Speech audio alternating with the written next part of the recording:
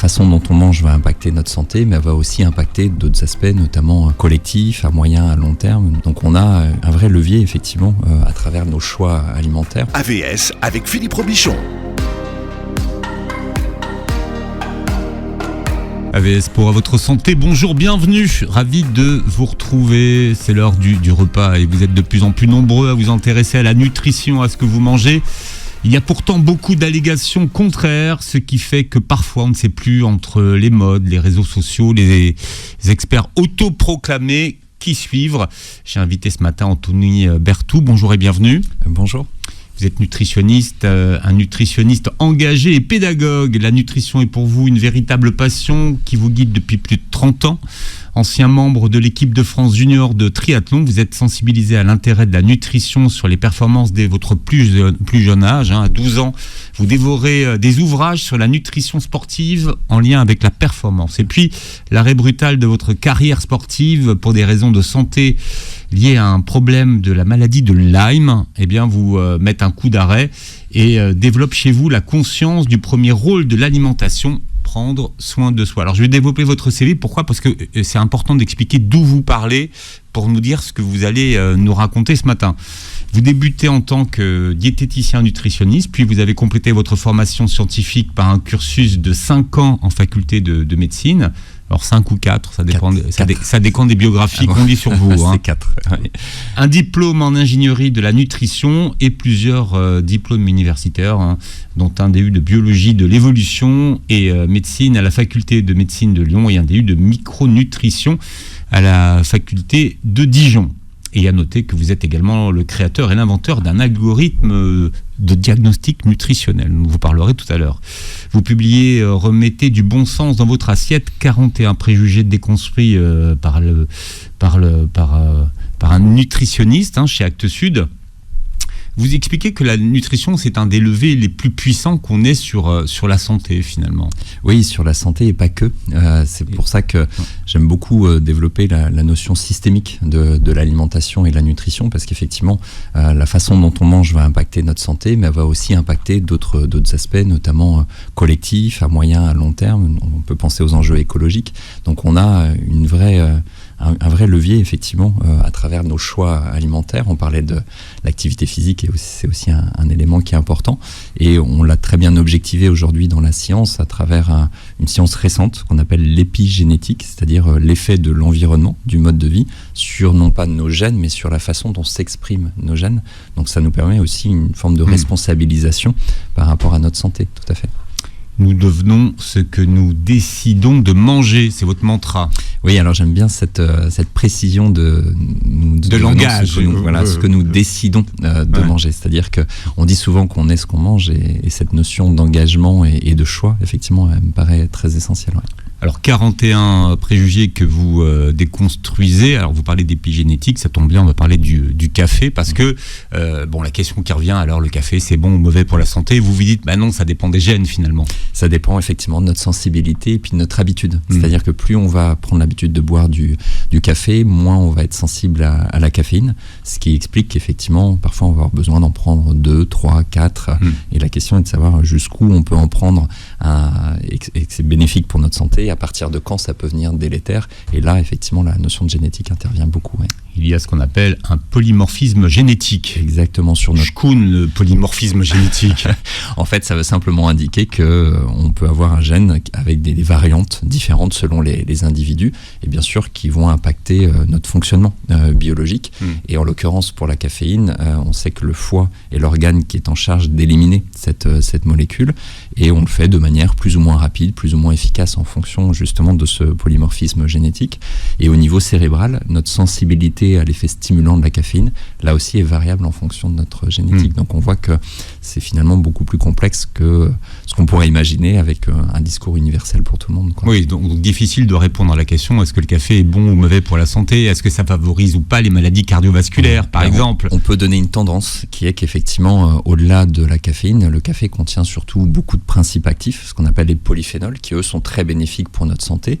Et quand on regarde la littérature scientifique, les publications, globalement, au niveau des maladies cardiovasculaires, y compris contre l'hypertension, le café est plutôt intéressant, contre le diabète, les maladies neurodégénératives. Donc c'est un aliment boisson qui est plutôt bénéfique. Après, c'est la question de la tolérance à la caféine, et autant d'un point de vue stimulant que d'un point de vue du foie. Comment on mesure sa tolérance à la caféine alors, final de manière, sur la partie génétique, on ne peut pas le faire, on va dire, de manière courante, sauf à titre expérimental, ou dans certains pays, en fait, on fait ce qu'on appelle un profilage génétique. C'est-à-dire qu'on peut connaître notre profil génétique et adapter potentiellement notre mode de vie. Mais en France, c'est pas une démarche qui... En Belgique, ça marche, par exemple. Les Belges sont très pointus sur ce genre de... Exactement, entre autres. Ouais. Et, mais sinon, de manière très empirique, on sait si on va tolérer en fait le café, au sens est-ce qu'on va réagir fortement ou pas à cet effet stimulant. Après, il y a un effet adaptatif qui peut être pernicieux parfois, au sens où finalement on pense s'habituer à ce café, et en boire trop, là on va tomber dans une surcharge au niveau de l'élimination du foie qui peut être un peu trop importante, parce que associée à d'autres facteurs, ce qu'on appelle techniquement des xénobiotiques, c'est-à-dire des molécules étrangères à la vie. Ça peut être le tabac, ça peut être l'alcool, certains médicaments, ça peut être les polluants. Donc tout ça, en fait, ça va se cumuler, ça va demander un certain travail du foie, et donc la caféine fait partie de ces molécules. Donc la vue d'ensemble est un élément qui est important. Le fructose, ça rentre dans ces... Alors, pas directement, mais c'est une très bonne question, parce que effectivement... Non, parce que quand vous parlez de sucre en antenne, je me suis dit, tiens... Ouais. En fait, le fructose, il a cette spécificité d'être en très grande partie métabolisé, transformé par le foie, en fait. Et historiquement, quand on croquait dans une pomme ou dans un fruit, on avait une petite quantité de fructose, mais surtout, on allait digérer lentement, en fait, ce fruit. Donc, ça veut dire que la libération de fructose était très progressive, ce qui est encore le cas aujourd'hui si on croque la pomme. Je parle au passé par rapport à une approche évolutionniste, mais aujourd'hui, malheureusement, on a beaucoup d'aliments ultra transformés qui contiennent ce qu'on appelle des sirops de glucose fructose, donc des pâtisseries industrielles, des sodas, des aliments qui sont en fait beaucoup trop concentrés en fructose par rapport à ce que le foie est capable de métaboliser. Donc en fait, la conséquence, c'est qu'on va accumuler non pas du fructose, mais de la graisse dans le foie, à la suite de la surconsommation de ce fructose industriel. On ne parle pas du fruit en tant que tel. Le fruit est plutôt protecteur par rapport à ce risque, qu'on appelle la stéatose hépatique, et on parle parfois de maladie du soda, c'est-à-dire effectivement souvent des jeunes... Le foie gras, quoi. Exactement, c'est le foie gras, c'est une accumulation de graisse dans le foie qui peut devenir inflammatoire et problématique à terme. Ouais. Et est-ce que ce que vous dites, ça fonctionne pour un fruit fraîchement pressé, puisque c'est une des idées que vous déconstruisez dans votre livre, sur le fameux jus d'orange le matin. C'est la meilleure façon que de faire son stock de vitamines. Alors non, c'est pas la meilleure façon de faire notre stock de vitamines, bien au contraire. On peut absolument pas confondre le fruit qu'on va croquer avec le jus de fruits qu'on va boire. Ne serait-ce que déjà dans s'il est frais. S'il est frais. Alors, il présentera plus d'intérêt qu'un jus de fruits concentré industriel, mais dans tous les cas, ça reste essentiellement l'eau, le sucre et quelques fibres, quelques vitamines. Mais quand vous faites un jus de fruits frais pressé, un jus d'orange par exemple, vous allez facilement utiliser 2-3 oranges que vous allez boire potentiellement en une dizaine de secondes si vous le souhaitez. Quand vous allez croquer dans un fruit, non seulement vous allez mettre beaucoup plus de temps, vous aurez les fibres, vous aurez un état de satiété qui fait que vous n'allez pas manger 3 oranges les unes après les autres, sauf si vraiment vous avez très faim. Et on voit que l'effet de satiété dans le petit déjeuner ne va pas du tout être le même, et de ce fait aussi la libération du sucre dans le sang va être plus rapide, puisqu'en fait on a proportionnellement beaucoup plus de sucre et on n'a pas la mastication et les fibres qui permettent de ralentir cet effet. Ce qui fait qu'on se tape un pic d'insuline 2 heures après. Exactement, et malheureusement l'hypoglycémie réactionnelle associée, donc le coup de fatigue qu'on connaît parfois en fin de matinée. Ouais. Alors, autre idée reçue, puisqu'on parle des fruits, d'où vient cette idée que les pommes qu'on mangeait, alors avant c'était mieux avant, avaient 100 fois plus de vitamine C que celles d'aujourd'hui? D'où vient cette rumeur nutritionnelle? Elle vient d'une comparaison qui n'est pas très objective, au sens où finalement on comparait des pommes de variétés différentes. Donc effectivement, on peut avoir des grandes différences. Après, la question est effectivement... est-ce qu'aujourd'hui, on a des pommes qui sont moins intéressantes au niveau nutritionnel, au-delà de la vitamine C ou des autres vitamines, minéraux? Alors, c'est très disparate en fonction du type de végétal, en fonction du mode de culture, de la géographie, de la maturité du fruit. Parce qu'on parle des pommes, mais ça marche également pour les tomates. Voilà, c'était l'image, parce que ça a été beaucoup médiatisé. Par contre, on a aujourd'hui un consensus scientifique sur la teneur en polyphénol. Ce sont des composés en fait de défense des végétaux contre les agressions. On parlait tout à l'heure du café et du bénéfice sur la santé. Ce bénéfice est aussi lié à la présence de ces composés, les polyphénols. Et donc, quand on prend un fruit ou un légume qui est d'origine biologique, en fait, ce végétal a dû se défendre, entre guillemets, tout seul contre les agressions extérieures, c'est-à-dire peut-être un insecte, peut-être la sécheresse, peut-être la chaleur, etc. Et ça a concentré en polyphénol, en fait, la teneur finale, ce qui fait que quand vous allez croquer dans la tomate ou la pomme qui est issue de cette agriculture, vous allez avoir beaucoup plus de polyphénol que la tomate ou la pomme qui aura été cultivée de manière très intensive et qui finalement aura perdu de sa capacité de défense. Et ce qui est très intéressant à retenir par rapport à ça, c'est que ces composés de défense des végétaux viennent aussi nous agresser, sauf qu'on n'a pas du tout le même poids qu'un insecte, par exemple. Donc en fait, cette mini-agression vient nous renforcer contre ce qu'on appelle le stress oxydatif. C'est pour ça qu'on dit souvent que les polyphénols sont des antioxydants. En fait, ce ne sont pas des antioxydants directs, ce sont plutôt des composés qui renforcent notre système de protection antioxydante. Donc ça montre que tout est lié finalement, et qu'on parle d'écologie, qu'on parle de santé. Et finalement, on voit que les recommandations qui peuvent paraître très simples parfois ont un bon sens qui est très intéressant et qui nous éloigne justement parfois des discours dogmatiques, quoi. Alors dans les discours d'aujourd'hui, c'est que les végétaux modernes ont perdu de leur valeur nutritionnelle. Est-ce que ce qu'on mange n'a pas la même valeur nutritionnelle que ce qu'on mangeait avant? Alors, ça dépend. Vrai ou pas vrai? Ça dépend de quand on parle par rapport à avant. Mais globalement, c'est vrai, mais dans une mesure souvent moindre que ce qu'on veut bien nous faire croire. Voilà. Sauf, je vous donnais l'exemple des polyphénols, où là, on a des données, par exemple, en fonction des végétaux, qui montrent 70, 100, 200, 300% de polyphénols en plus dans des fraises, par exemple, qui sont cultivées de manière plus traditionnelle par rapport à une culture intensive. Mais là, on parle plus du mode de culture que du côté historique en tant que tel. Mais les deux sont souvent liés, puisqu'en fait, l'appauvrissement des sols lié à la culture intensive au cours du temps nous amène effectivement à ce constat avec une moindre teneur. Déconstruire les préjugés en termes de nutrition. Alors voilà, c'est un vrai projet et un vrai sujet. J'ai invité Anthony Berthoud ce matin. J'ai oublié de préciser que vous aviez enseigné à Polytechnique en Suisse. Tout à fait, sur les enjeux mondiaux 2050, c'est-à-dire les recommandations qu'on peut proposer pour essayer d'avoir un modèle le plus résilient possible, autant en termes de santé individuelle que d'écologie, d'aspects parfois géopolitiques, démographiques, sanitaires.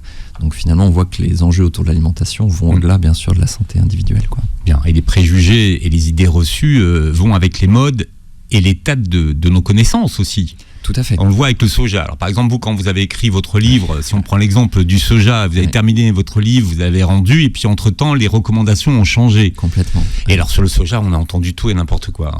Bon, alors le soja, ça serait dangereux pour les hommes. En fait, c'est une très bonne question.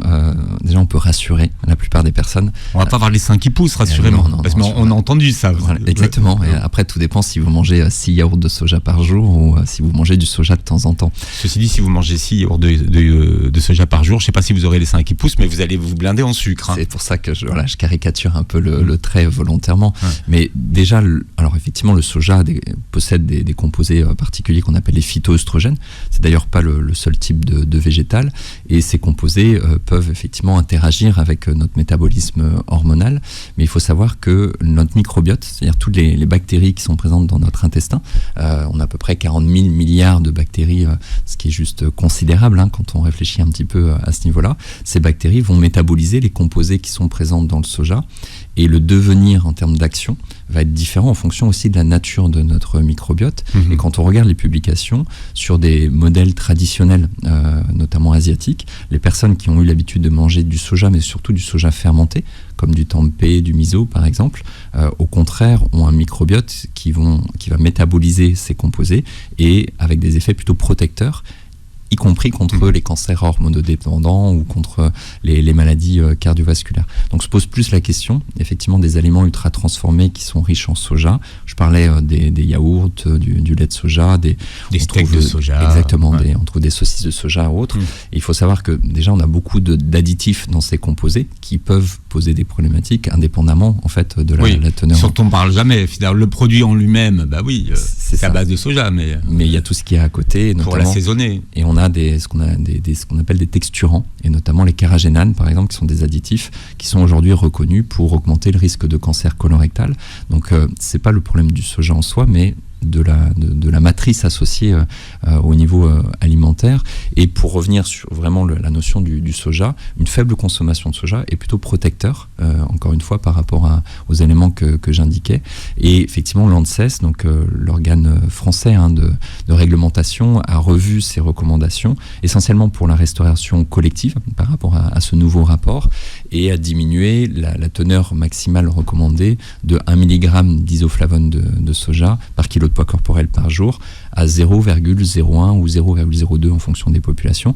Donc ce qui fait finalement un grand écart très important.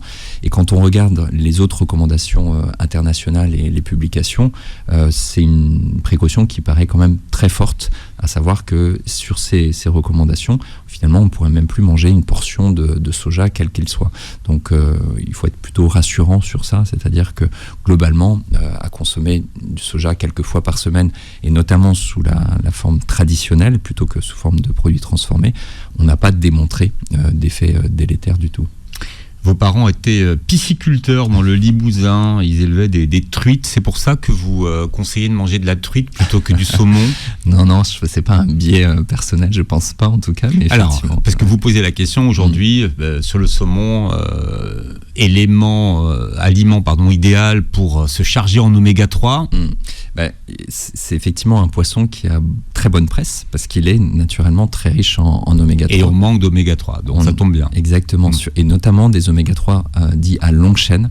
Sans rentrer dans trop de techniques, on va parler de l'EPA, du DHA, et à peu près 98% de la population française manque de ces composés.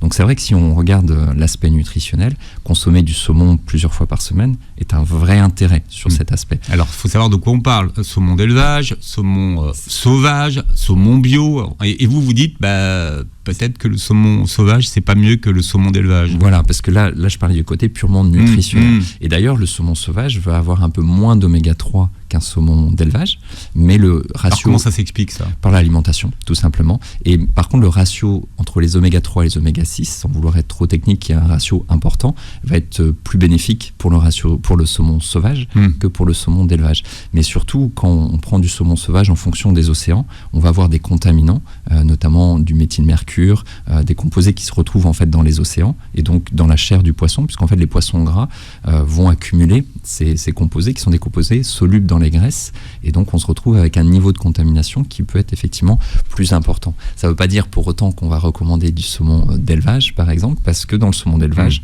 on va retrouver d'autres types de contaminants, on peut parler de dioxine, de PCB, donc on voit que c'est un poisson qui est un peu à l'image de tout le débat actuel autour de l'alimentation, à savoir que selon le regard toxicologique, le regard nutritionnel, éthique, et on aura des discours qui seront différents. Oui. Manger des sardines, parce que les petits poissons exactement. Sont moins sensibles aux polluants. Oui. Alors, c'est toujours vrai ou ça a changé? C'est toujours vrai. Ils sont en début de chaîne alimentaire. Donc, effectivement, ils vont accumuler moins de polluants que les poissons prédateurs ou en fin de chaîne alimentaire. Avec un mais, quand même. Parce qu'effectivement, si on regarde encore une fois le côté nutritionnel, je pourrais vous recommander de manger des sardines tous les jours et ça sera très intéressant. Mais d'un point de vue écologique, il faut savoir que on ne va pas pouvoir nourrir tout le monde en sardines et après il n'y aura plus de sardines. Et puis ça reste malgré tout un poisson qui contient des contaminants en beaucoup moindre quantité, mais malgré tout on en a.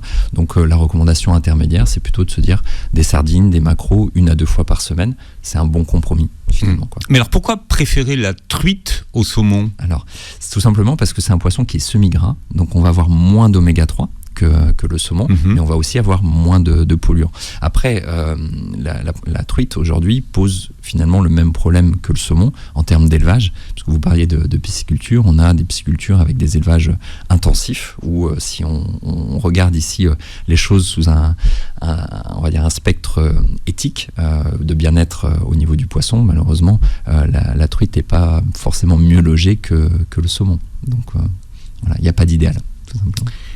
Parliez d'exercice tout à l'heure. J'apprends dans votre livre qu'on peut être un sportif sédentaire. Alors attention, ce que vous appelez un sportif sédentaire, c'est quelqu'un qui irait 1 heure par jour à la salle. Hein.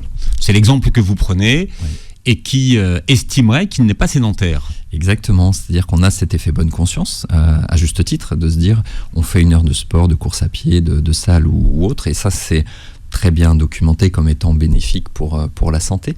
Mais la sédentarité, c'est une notion qui est différente, en fait. Alors, c'est quoi un sportif sédentaire ? C'est, en gros, pour qu'on comprenne bien le concept. C'est un sportif qui va, par exemple, faire 1 heure par jour de sport, mais qui va rester assis sur sa chaise au moins 7 heures par jour. C'est-à-dire que si on est au bureau et qu'on travaille donc, dans un bureau et qu'on est assis, on est sédentaire. On est sédentaire. On est obligatoirement sédentaire. Et on développe des complications en termes de santé, indépendamment du bénéfice qu'on a eu à pratiquer 7 heures de sport. Donc finalement, ce sont 2 notions très complémentaires. C'est-à-dire que c'est très intéressant de faire son heure de sport, mais c'est aussi très important de bouger très régulièrement. C'est-à-dire tous les 30 minutes, de se lever quelques minutes, d'aller boire un verre d'eau, d'aller peut-être téléphoner en marchant, d'aller voir un collègue, de monter un escalier, mais d'être dans du mouvement. Parce qu'on est programmé génétiquement pour être dans du mouvement, et ça on a tendance à l'oublier. Cette notion de sédentarité, elle est très récente à l'échelle de notre évolution, et malheureusement elle n'est pas bénéfique pour notre santé. Alors les médecins, enfin le milieu médical s'empare de la sédentarité sans que personne soit tout à fait d'accord déjà sur la définition de ce que c'est la sédentarité. J'imagine que beaucoup de ceux qui nous écoutent aujourd'hui n'ont pas l'impression d'être forcément sédentaires. C'est ça. Après, d'un point de vue, là aussi, des recommandations, que ce soit l'OMS ou les différentes instances réglementaires, on a quand même ce consensus de notion de 7 à 8 heures par jour assis sur une chaise. Allez, je vous cite de nouveau, ce n'est pas l'activité physique qui améliore la santé, c'est la sédentarité qui la dégrade. Oui, alors merci pour cette citation, parce qu'elle est très importante pour moi, parce que ça nous fait changer un peu de paradigme. C'est-à-dire qu'on a cette idée selon laquelle effectivement c'est l'activité physique qui va être bénéfique, en soi c'est le cas, mais la normalité c'est d'être dans du mouvement musculaire. Donc c'est cette sédentarité qui dégrade notre santé, c'est-à-dire que notre postulat de départ devrait être dans le mouvement. On n'a pas un bonus à avoir de l'activité physique, c'est normal en fait, et c'est le fait de ne pas être en mouvement qui n'est pas normal. Donc c'est une question de sémantique et de tournure, mais je pense que conceptuellement c'est un point qui est très important. Pour rester dans le milieu du sport, il y a cette idée que si on veut prendre du muscle, il faut se charger en protéines, en prot. Et en ce moment, la prot, c'est la poudre, c'est le whey. Alors déjà, quand on parle de la whey, on parle de quoi ? C'est fait à base de quoi ? C'est une protéine qu'on appelle le lactosérum. Donc c'est une fraction soluble du lait. Si vous laissez par exemple une faisselle, vous allez avoir le petit lait qui va couler. Ce sont des protéines solubles, et c'est le fameux lactosérum. Et communément, on parle de la whey effectivement pour ces protéines en poudre. Et ce sont des protéines qui ont plutôt bonne presse au niveau sportif, à juste titre, dans le sens où la composition en acides aminés de cette protéine, on peut parler de BCA ou autre si on est un peu technique à ce niveau-là. Mais vous pouvez, donc, si vous nous expliquez ce que c'est, on est tout à fait ravis d'apprendre. Alors les BCA, c'est un acronyme anglo-saxon qui définit 3 acides aminés, qu'on appelle la leucine, la valine et l'isoleucine, qui sont des composés très intéressants pour la récupération musculaire, ou dans le cadre d'efforts de longue durée, on peut être amené à les surconsommer à l'effort, et donc le fait d'en consommer en post-effort, en récupération, est plutôt bénéfique à ce niveau-là. Et ce sont des protéines qui sont dites rapides, c'est-à-dire qu'en termes d'assimilation, en post-effort notamment, effectivement, c'est plutôt un bénéfice. Après, c'est la question de la tolérance à ces protéines, qui restent des protéines laitières. On sait qu'en fonction des individus, on va avoir une tolérance qui va être variable, et surtout notre système digestif a été fragilisé par l'effort, donc on pourra être amené à modérer en fait cette recommandation. Mais au-delà de ça, on a cette idée selon laquelle ça devient une protéine indispensable, alors que naturellement, dans la plupart de la population, on mange déjà assez de protéines. Donc on va avant tout insister sur la partie alimentaire et effectivement peut-être adapter en fait ce conseil en fonction des sportifs, mais c'est pas une nécessité. Mais ceux qui font ça pour prendre de la masse, oui, ou du muscle. Donc vous voyez, en fait, il y a aussi un aspect esthétique. Oui, complètement. Mais quand on pas digestif. Oui, mais les deux sont liés, c'est-à-dire que c'est très bien de développer du muscle si la personne le souhaite, mais moi mon regard il va être de prendre soin de la santé du sportif en tant que tel. Donc dans nos recommandations on doit intégrer les deux. Si là aussi je suis un peu plus technique, il faut savoir que notre besoin en protéines en tant que personne sédentaire, c'est 1 gramme 2 par kilo de poids corporel par jour. Si vous êtes sportif régulier, que ce soit en résistance, en sport de force ou en sport d'endurance, on est sur des besoins de l'ordre de 1,3 gramme, 1,5 gramme à peu près par kilo. Et si vous voulez prendre de la masse musculaire, faire de ce qu'on appelle de l'hypertrophie musculaire, votre besoin il va être à peu près d'1,6 gramme à 2,2 grammes en fonction de la qualité de la protéine justement. Souvent on parle d'à peu près 2 grammes par kilo de poids corporel. Donc ça veut dire qu'effectivement vous avez besoin d'augmenter vos apports en protéines et en post-effort ça peut être un élément qui est intéressant. Mais malheureusement on voit des sportifs aujourd'hui qui consomment 3,5 grammes, 4 grammes de protéines par kilo de poids corporel, c'est-à-dire qu'ils se focalisent sur cette logique de protéines au détriment en fait des autres nutriments. Il faut savoir que les glucides par exemple vont être très importants pour développer la masse musculaire en complément en fait des protéines. Donc il ne s'agit pas de les décrier, mais juste de voir que encore une fois c'est un discours global qui va déterminer l'efficacité et le fait de prendre soin du sportif que simplement se focaliser sur cette fameuse protéine, quoi. Alors vous avez parlé de digestion et peu de la santé des reins.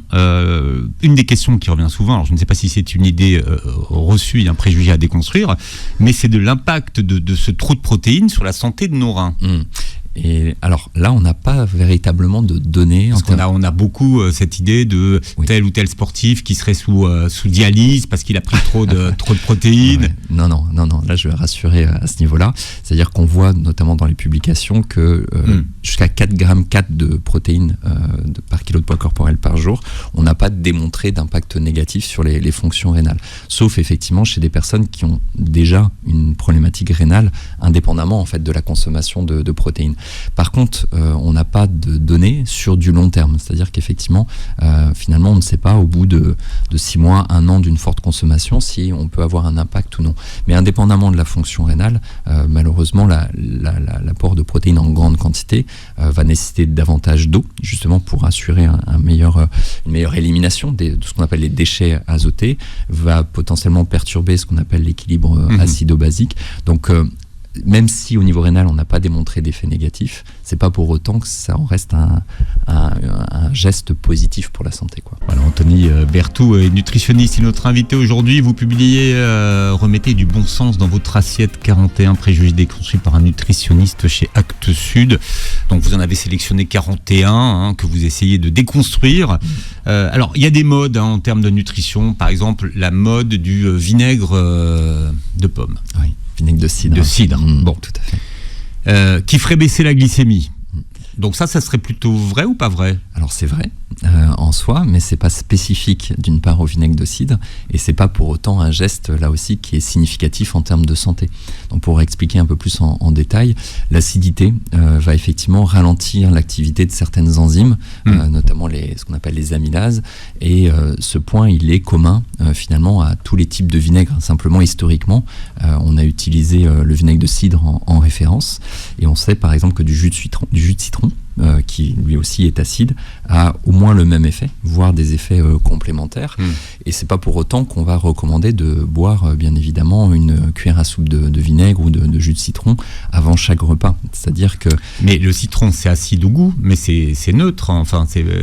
Alors là, on aborde un autre sujet. Pardon, mais je suis désolé, mais c'est vous qui me tendez la perche. Hein. Non, mais c'est une très bonne question. Alors parce que le vinaigre, oui. Bon. Alors, le citron, il est effectivement acide en termes de goût, oui. Mais pour clarifier cette notion est plus en lien avec l'équilibre acido-basique qui n'est pas lié à l'acidité gastrique ou l'acidité des aliments. Et en effet, le citron est riche en citrates, d'où le terme de citron. Et ces citrates sont ce qu'on appelle des sels organiques qui vont avoir un effet plutôt bénéfique sur la balance acido-basique. Donc vous avez tout à fait raison de bien distinguer la notion d'acide en termes de goût de l'effet potentiellement acidifiant ou pas. Mais sur la notion ici d'acidité, parce que c'est vraiment le sujet par rapport au vinaigre, là c'est lié à l'acidité au niveau du bol alimentaire directement, et le jus de citron aura cet effet également plutôt bénéfique de finalement en ralentissant la vitesse de digestion de ces glucides, on va avoir un pic glycémique qui va être un peu moins important. Ça tamponne. Un petit peu. Ouais. Alors je dis un petit peu parce qu'effectivement il ne faut pas le voir comme quelque chose de miracle. On n'a pas démontré par exemple d'amélioration de la sensibilité à l'insuline à la suite de ce geste, alors que c'est vraiment en termes de santé ce qui va nous intéresser plus que la notion de baisse de glycémie. Et surtout quand vous allez conseiller par exemple des crudités en entrée, vous allez non seulement avoir le vinaigre de cidre ou le jus de citron, peu importe je dirais l'acide à ce niveau-là, vous allez avoir des huiles de qualité, vous allez avoir dans les crudités des légumes, des polyphénols, et tous ces éléments-là vont se brasser dans l'estomac, et c'est l'ensemble qui là exerce un effet bénéfique pour la santé. Donc si c'est de parler du vinaigre de cidre pour augmenter la consommation de crudités en début de repas avec une vinaigrette de qualité, c'est très bien. Si c'est extrapoler le bénéfice du vinaigre pour s'affranchir finalement d'avoir des gestes cohérents avec notre santé, là on tombe un peu dans la caricature, quoi. Et vous le rappelez dans votre livre, jamais pur. Disons que c'est vrai pour le citron et c'est vrai pour le vinaigre. Ne serait-ce que pour l'émail dentaire, puisque effectivement, entre le faire occasionnellement et pour certains qui vont le faire tous les jours, finalement, il ne faut pas oublier que cet acide, ça reste justement acide, donc ça peut attaquer l'émail. Donc certaines personnes vont recommander de prendre une paille, par exemple, mais on est dans j'ai envie de dire du bricolage, au sens où, pour moi, encore une fois, le plus important, ça va être la qualité de ce qui va être consommé. Et c'est pour ça que je donnais l'exemple des crudités avec de l'huile et du vinaigre, qui effectivement est un geste santé très intéressant au début de repas. Et là, on n'aura pas la problématique de devoir diluer ou pas le vinaigre, quoi. Est-ce que la couleur du sucre est importante pour l'impact sur la santé? Alors on prend versus sucre roux versus sucre blanc. D'abord, le sucre, comment est-ce qu'il devient blanc? Alors ça dépend si on parle de la betterave, du sucre de canne ou autre, mais pour ce qui est de la betterave, on va utiliser ce qu'on appelle de l'eau de chaux et du dioxyde de carbone pour effectivement avoir ce... Alors ça peut faire peur quand on dit ça, c'est des procédés qui sont maîtrisés. Vous savez, entre tout ce qui était maitrisé, qui ne l'était pas. Alors là, je suis désolé de vous dire que... Non, mais vous avez raison. Un jour, on va découvrir que c'était pas maîtrisé. Mais vous avez toujours l'exemple, les huiles raffinées, par exemple, où on va utiliser des composés. En fait, ça, c'est ce qu'on appelle des auxiliaires technologiques. C'est-à-dire que c'est des composés, lorsque vous regardez la liste des ingrédients, ces composés n'apparaissent pas, puisqu'en fait, l'industriel va l'utiliser au début et est censé l'enlever à la fin. Donc, on est censé ne plus en avoir dans le produit fini. Par contre, effectivement, quid de l'effet dans le laps de temps où il a été utilisé et quid des teneurs résiduelles potentielles qui peuvent exister. Et ça reste un point d'interrogation qui déjà va être dépendant du composé considéré, c'est-à-dire qu'en fonction de l'additif ou de l'auxiliaire, on aura sans doute des effets qui seront différents, mais c'est très juste de le préciser. Mais pour vous répondre par rapport au sucre roux et blanc complet, déjà, je pense que la question se poserait plus pour du sucre complet type rapadura par exemple versus sucre blanc. Et c'est vrai que si on regarde pour 100 grammes par exemple, on va avoir une petite différence notamment en oligoéléments, en minéraux. Sauf que quand vous mangez votre morceau de sucre, vous allez manger 5 grammes, 10 grammes de sucre. Donc rapporté à la portion, finalement la différence est très, très peu significative. Et pour moi, peut amener à un aspect un peu pernicieux, c'est-à-dire que sous précepte qu'effectivement il y a un peu plus d'oligoéléments, on va dire, c'est un composé qui est plus intéressant. Sauf que la problématique de fond reste la même, c'est-à-dire la teneur en sucre qui va être consommée de manière générale. Et là, on sait qu'on a intérêt à la réduire. Le miel, par exemple, a d'autres bénéfices, c'est-à-dire qu'il y a ce qu'on appelle des polyphénols. C'est un ingrédient noble, j'ai envie de dire. Donc, le fait de le consommer en conscience aussi par rapport à cette logique de respect des écosystèmes et autres, c'est un point qui me paraît important. Et puis, il a un goût qui est prononcé. Donc si vous consommez 10 grammes de miel versus 10 grammes de sucre, finalement la saveur va souvent vous permettre d'en mettre moins, puisque vous allez avoir autre chose que la saveur sucrée. Et pour moi, ce sera un conseil qui sera plus pertinent que de comparer du sucre roux avec du sucre blanc, quoi. Et du fructose. Et du fructose dans le miel. Alors ça dépend. En fait, ah bon, ça, c'est pas tous les miels? Non, alors oui, c'est tous les miels, mais dans des proportions très variables. C'est-à-dire que plus votre miel est liquide, Ouais. miel d'acacia par exemple, Ouais. plus vous allez avoir du fructose. Plus il est cristallisé, plus vous allez avoir du glucose, typiquement un miel de sarrasin, un miel de châtaignier. Par contre, j'ai envie de vous dire, plus que cette notion de texture, c'est la couleur qui va être importante, parce qu'effectivement, vous avez des polyphénols, typiquement dans le miel de châtaignier ou de sarrasin, et on sait que ces polyphénols sont très bénéfiques pour notre fameux microbiote et sur la réponse glycémique, c'est-à-dire l'élévation du taux de sucre dans le sang par justement ce passage au niveau du microbiote. Donc en fait, le miel a des composés autres que le sucre qui sont intéressants. Donc la couleur est importante. Oui, tout à fait. Est un indicateur en tout cas. Alors heureusement, il y a les édulcorants, ce que vous appelez les édulcorants intenses. Ok. Alors déjà, est-ce que le cerveau se laisse tromper par les édulcorants ? À moitié, puisqu'en fait, il a une perception sucrée, donc il va croire qu'il va recevoir du sucré. Alors, c'est pas moi qui les appelle les édulcorants intenses, hein, ça c'est d'un point de vue réglementaire, pour les opposer à d'autres types d'édulcorants. Typiquement, ce qu'on appelle les polyols, par exemple, qu'on va retrouver dans les chewing-gums sans sucre ou ce genre de produits. Mais effectivement, quand on parle d'édulcorants intenses, ça va être l'aspartame, l'acésulfame de potassium, le sucralose, la stevia, tout ce qu'on va retrouver dans les marques commerciales qui effectivement vous vendent ces produits, parce que vous pouvez mettre un petit comprimé et vous allez avoir une perception sucrée très forte. Bon, est-ce que ce sont des alliés pour perdre du poids ? Pas du tout. Là, pour le coup, j'ai pas de nuance, au sens où historiquement, on a déjà eu beaucoup de méta-analyses, c'est-à-dire des données scientifiques plus puissantes en termes de résultats que simplement une étude. Et ces méta-analyses ont montré qu'il n'y avait pas d'impact positif sur la perte de poids à long terme. Mais depuis une dizaine d'années, on a d'autres études qui montrent que ces composés viennent altérer la diversité du microbiote intestinal. Et le microbiote est vraiment un élément très important pour la notion de résistance et de sensibilité à l'insuline. Et en fait, en altérant ce microbiote, on développe au contraire le risque de résistance à l'insuline et donc potentiellement de prise de poids, mais aussi de complications associées à long terme à la résistance à l'insuline, comme le diabète de type 2 potentiellement. Donc on a en plus cet effet parfois bonne conscience de se dire, au lieu de boire un produit sucré entre guillemets classique, je vais boire un soda light x2, x3. Et en fait, là, pour le coup, les données sont de plus en plus claires. Donc, on obtient l'effet inverse à ce qu'on cherchait. Exactement. Et au ce début, qui veut dire que le cerveau ne se fait pas leurrer. Alors, il se fait leurrer à court terme, mais pas à long terme. En fait. Mais surtout, c'est notre fameux microbiote, au final, qui, lui, pâtit de ces composés plus que le cerveau directement, quoi. On va terminer sur le gras, qui a été diabolisé pendant des années. Alors ça... peut-être à cause de l'industrie du sucre. Est-ce que le gras qu'on mange se retrouve automatiquement dans le gras de nos bourrelets et de notre bouée de sauvetage ? Non, si vous avez une bouée de sauvetage, ça veut dire qu'à un moment donné, il y a plus de calories que vous n'en dépensez en soi. C'est pas le gras qu'on mange qui finit dans la bouée ? Ça peut être lui, comme ça peut être bien d'autres choses, et surtout à réduire effectivement le gras qu'on met dans notre assiette au gras de nos poignées d'amour. On oublie qu'en fait, ces graisses vont contenir ce qu'on appelle des acides gras essentiels. On a parlé tout à l'heure des oméga 3 par exemple.